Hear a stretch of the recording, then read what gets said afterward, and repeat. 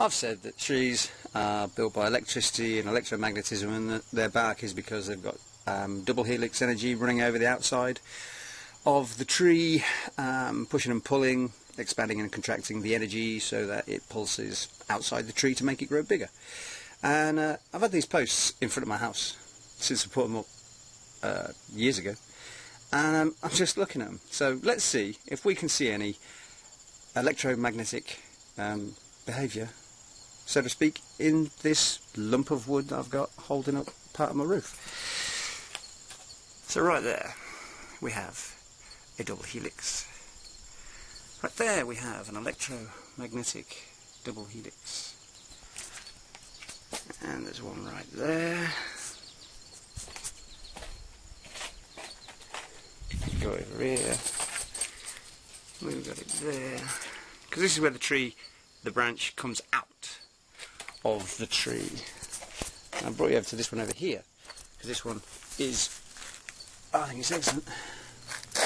Can you see that? See, that's on the corner, which means nothing, because if I cut that corner off, that would still be flat and making that shape. But underneath you have your electromagnetic lines going straight down.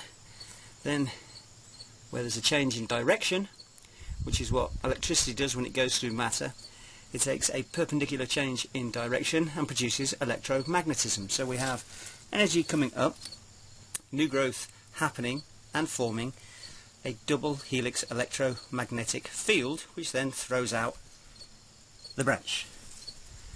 It's also happening right here, and this is part of one, but I also just wanted to say, and that looks exactly like the tree growing vertically while this is moving horizontally out of the tree, and yet that is a perfect fractal of the trunk. I know that's common knowledge, but when you're talking about electricity and electromagnetism, these are the telltale signs. Energy is fractal, which means it's the same at any size, and this is literally how electricity looks when it flows. Electricity comes through, and then you get your electromagnetic circular field, and then the energy passes through, and so on and so forth. Thanks very much.